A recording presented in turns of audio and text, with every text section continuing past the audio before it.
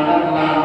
এখন আমানতু বিল্লাহি আল্লাহর উপরে ঈমান এনেছে, এই আল্লাহর উপরে ঈমান আনতে আমাদেরকে প্র্যাকটিক্যাল করতে হবে। সমাজে কথা বলে ঠিক না ঠিক? আমানতু বিল্লাহি এর ব্যাখ্যা বিশ্লেষণ যদি আগে আপনি করতে যাই, আল্লাহর উপরে ঈমান এনেছে আমি, আল্লাহর উপরে আল্লাহর হাবিব ঈমান এনেছে, আল্লাহ তাআলা জানেন হাবিব আপনার প্রথম কাজ হলো সমাজে সর্বপ্রথম আপনি নিজে আগে নামাজ পড়বেন, এরপরে অন্যদেরকে আমি আল্লাহর এই সালাতের প্রচারটা করে দিবে।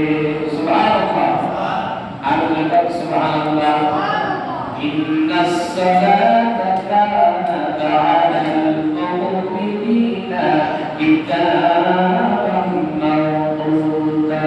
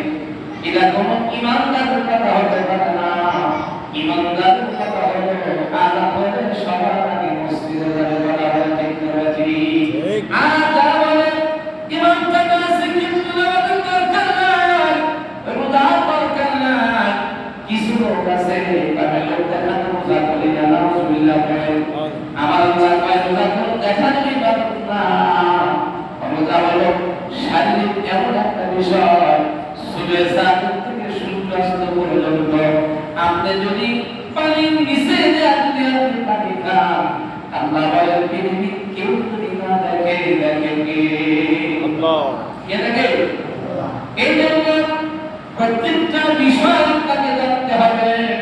আল্লাহ বলেন আমানতু বিল্লাহ, আমি আল্লাহর প্রতি যারা ঈমান এনেছে তাদের প্রথমটাই হলো আসসালাতু ইমাদুদ্দিন, এই সালাতটা হলো দ্বীনের খুঁটি। সুবহানাল্লাহ বলেন। এই যে মসজিদের মধ্যে বসে আছি, যদি খুঁটি না থাকতো, ঘরের যদি বেলা না থাকে, খাট না থাকে, পশ্চিমকালে ঘর থাকবে না, থাকবে কি? এটা যেমন আমরা সুন্দর করে বুঝতে পেরেছি, তেমনি ভাবে বুঝতে হবে। আল্লাহ হাবিব বলেন সালাতু ইমাদুদ্দিন, এই দ্বীনের খুঁটি যার নাম হচ্ছে সালাত বা নামাজ। নামাজ আপনাকে পড়তে হবে। নামাজ ছেড়ে যত ইবাদত করেন না কেন, নামাজ চাই কিন্তু কামাশের পেছনে তারা আছে, দিন যায়, রাত যায়, মাস যায়, কামাত করেন কিন্তু নামাজ পড়েন না, এই তো আবার কোনো দাম আছে? কথা হয় না। নামাজ পড়েন না, কিয়ামত পর্যন্ত কোরআন লক্ষ লক্ষ বার আপনি খতম করেছেন, কোনো কাজ হবে না। এই জন্য আমার ভাইরা, আল্লাহ বলেন আমানতু বিল্লাহ, এই একটা বিষয় প্রত্যেকে ঈমান আনে, এই পৃথিবীর যা আছে আল্লাহর পক্ষে মানতে হবে, যেটা বিপক্ষে এটাকে ছাড়তে হবে। এটার নাম হলো আমানতু বিল্লাহ, এটার নাম হচ্ছে আল্লাহর প্রতি ঈমান আনা। সুবহানাল্লাহ।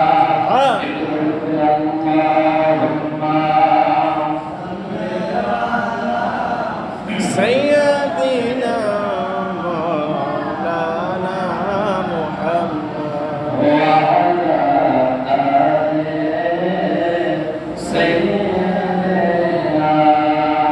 مولانا محمد সম্মানিত হাজিরিন, এখানে বলা হয়েছে তাওয়াক্কাল আলাল্লাহ, আল্লাহর প্রতি তাওয়াক্কুল করা। বর্তমানে এই তাওয়াক্কুল শব্দের অর্থ হলো আস্থা, ভরসা। আল্লাহর উপরে পৃথিবীতে বেঁচে থাকা অবস্থায় আল্লাহ তাআলা যতদিন আপনাকে বাঁচায় রাখবেন, এই ততদিন নিঃশ্বাস থাকবে, এই ততদিন পর্যন্ত তাওয়াক্কুল আলাল্লাহ। পৃথিবীর কারো কাছে ধর্ণা না করে নিরন্তর তারা আল্লাহর কাছে ধর্ণা করবে। এই জন্য আল্লাহ তাআলা বলেন, বান্দারে আমার কাছে মহর নাই, আল্লাহু খায়রুর রাযিকিন। আল্লাহ বলেন, বান্দারে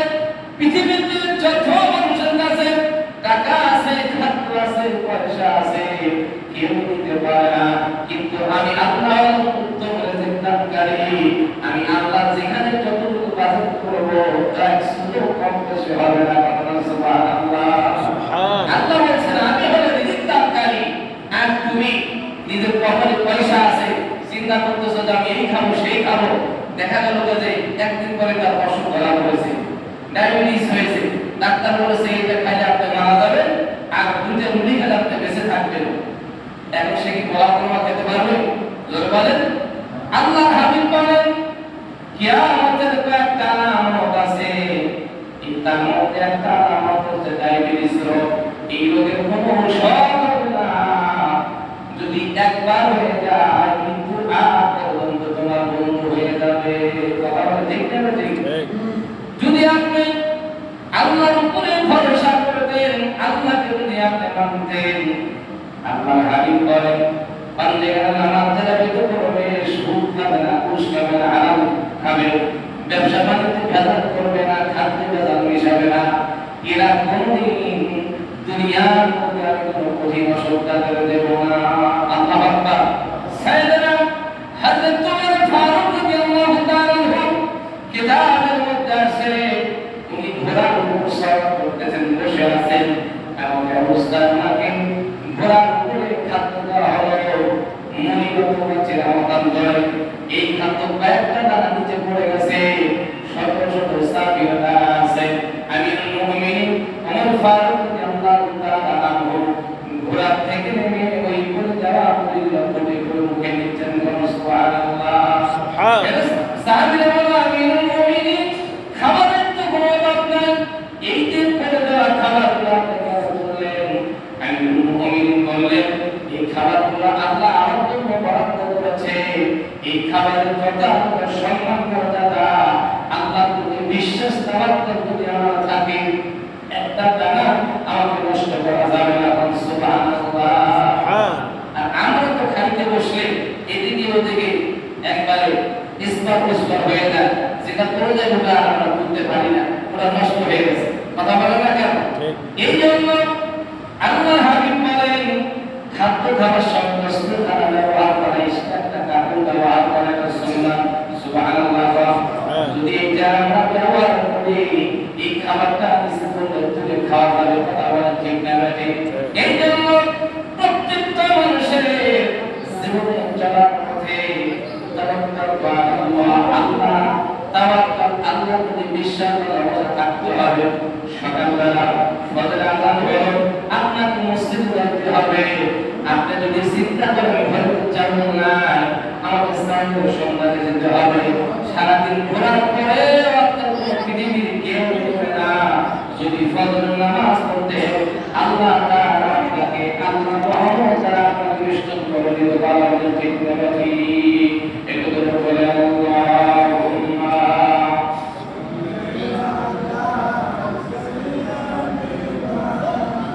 مولانا محمد